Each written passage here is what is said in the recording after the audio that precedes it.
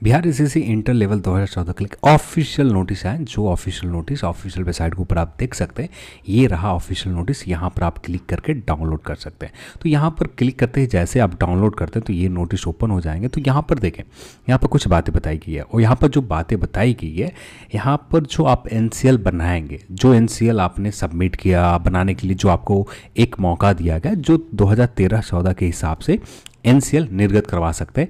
यहाँ पर आप डेट देख सकते हैं 25 मई के, और जो आपका काउंसलिंग लिए गए थे ये आप सभी को पता है 15 दिसंबर से लेकर 25 दिसंबर के बीच में। यहाँ पर वैसे कैंडिडेट जो एनसीएल बना रहे हैं जो बीसी कैटेगरी में आते हैं और एमबीसी में आते हैं। अब वैसे कैंडिडेट जो 2013-14 के हिसाब से अपना एनसीएल सबमिट नहीं किया था, वैसे कैंडिडेट के लिए रोल नंबर आयोग के वेबसाइट के ऊपर जारी कर दी गई। ये आयोग के वेबसाइट के ऊपर ये लिस्ट आप डाउनलोड कर सकते हैं। इसमें आप अपना रोल नंबर ढूंढकर, यदि आपके रोल नंबर है इसमें, तो यहाँ पर आपको एनसीएल बनाकर आयोग के पास भेजना है। तो अब आते हैं नेक्स्ट रो में।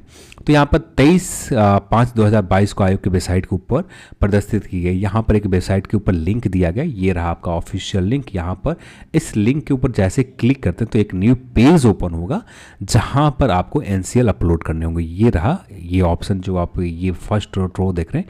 तो यहाँ पर आपको क्लिक हेयर के ऊपर क्लिक करना है।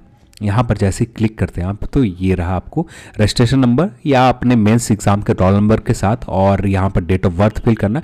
डेट ऑफ बर्थ आपका जो यहाँ पर डेट ऑफ बर्थ फिल करना, देन ये जो कैचअप है, ये सिक्योरिटी पिन है, इसे फिल करना, देन लॉगिन करना। लॉगिन करते ही आपको एक ऑप्शन आएगा जहाँ पर आप सबमिट कर सकते हैं। ठीक है, फिर इसके बाद देखिए यहाँ पर जो कहा जा रहा है, तो यहाँ पर अनुग्राम जो रोल नंबर वाले अभ्यर्थी को निर्देश दिया जाता है, जिनका सूची में जो लिस्ट में नाम है, वैसे अभ्यर्थी को यहाँ पर निर्देश दिया गया कि समान प्रशासन विभाग ने जो वन टाइम एक मौका दिया आप सभी को कि क्रीमी लेयर जो एनसीएल है, नए एनसीएल बना सकते हैं जो 2013-14 के इनकम बेस होगा। यहाँ पर निर्गत प्रमाण पत्र, जब आपका प्रमाण पत्र बन जाता है तो यहाँ पर जो डेडलाइन दी गई है 14/6/2022 यानी 14 जून तक आप ये सबमिट कर सकते हैं ऑफिशियल वेबसाइट के ऊपर। यदि आज आपका बन गया तो 14 जून तक आप ये सबमिट कर सकते हैं।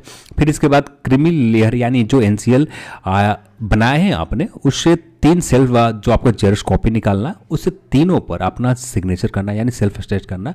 देन उस पर रोल नंबर और साथ में अंकित करने के बाद यहाँ पर सामान्य डाक से या स्पीड पोस्ट के माध्यम से आप भेजना आयोग के पास। आपको ये भेजना होगा। जो डेडलाइन दी गई है 20 जून 2022 तक आयोग के कार्यालय में आप भेज सकते हैं। इससे पहले आपको पहुंच जाना चाहिए। कोशिश ये करना है कि आप स्टार्टिंग समय में ही सबमिट कर दें आयोग के वेबसाइट के ऊपर।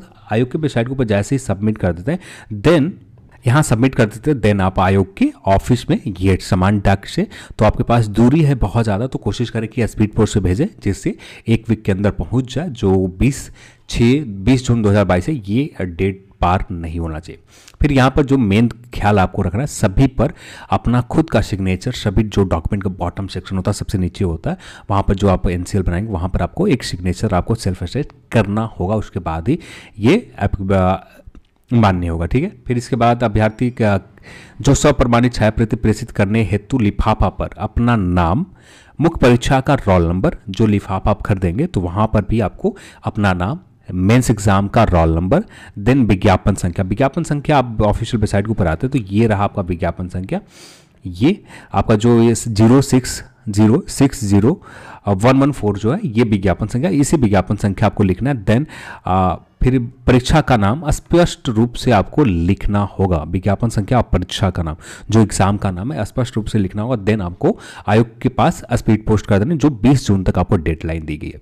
फिर यहाँ पर देखें तो आपका रोल नंबर वाले अभ्यर्थी को किया जाता है कि निर्धारित अवधि के बाद अपलोड किए गए क्रीमी लेयर प्रमाण पत्र पंजीकरण डाक या माध्यम से प्राप्त जो सेल्फ अटेस्ट छायाप्रति का संज्ञान नहीं लिया जाएगा।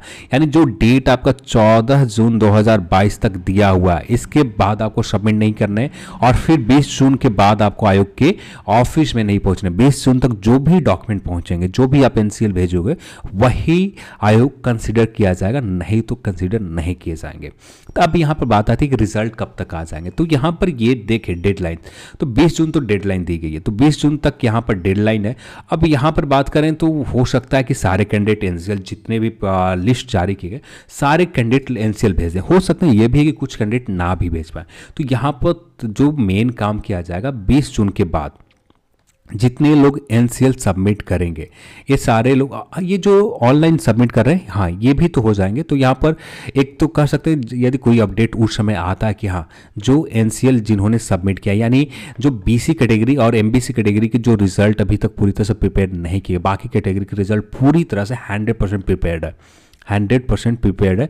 पर वैसे कैटेगरी सिर्फ बीसी और एमबीसी, ये भी बीसी और एमबीसी जो ये कैंडिडेट हैं जो जिन्होंने न्यू एनसीएल दे रखा, इनको रिजल्ट में शामिल नहीं किया गया, बस इनको रिजल्ट में शामिल करना। देन ये सभी लोग जितने लोग एनसीएल सबमिट करेंगे उनको रिजल्ट में शामिल किया जाएगा। मुश्किल से ये काम में 3 से 4 दिन लगेंगे, और 3 से 4 दिन के बाद यानी 20 जून के बाद कभी भी रिजल्ट आ सकते हैं। तो जो रिजल्ट आने की संभावना होगा, आपको 25 जून तक रिजल्ट आ जाने चाहिए, इससे ज़्यादा डिले नहीं होगा। और यदि जो भी अपडेट उस समय तक आते हैं उस समय बात की जाएंगे, पर अभी के लिए यही एक इस नोटिस के हिसाब से देखें तो 25 जून तक आपको इंतजार करने पड़ेंगे फाइनल मेरिट लिस्ट को लेकर। बस फाइनल मेरिट लिस्ट में थोड़ा सा 25 जून इसलिए चला जाएगा क्योंकि ये जो लोग सबमिट करेंगे, ये यहाँ पर 20 जून तक जो लोग सबमिट कर पाएंगे, जितने लोग के एनसीएल आयोग के ऑफिस में पहुँच पाएगा, उन सभी को एनसीएल देखने चेक करने के बाद, वेरीफाई करने के बाद यहाँ पर आयोग के जो आपका बीसी एमबीसी कैटेगरी में जो पोस्ट वैकेंट है, जो पोस्ट अभी इनको ऊपर सीट अलॉट किए जाएंगे, देन आपको रिजल्ट जारी कर दिया जाएगा। और सीट अलॉट करने में 3 से 4 दिन लगेंगे, एमबी जो 3000 कुछ कैंडिडेट है, फिर उसके बाद आपको रिजल्ट भी बहुत जल्द फाइनल मेरिट लिस्ट भी आ जाएंगे। तब तक तो इंतजार आपको करना पड़ेगा। चलिए आज की इस वीडियो में इतना ही, और इस वीडियो को देखने के लिए आप सभी को बहुत बहुत धन्यवाद। जय हिंद।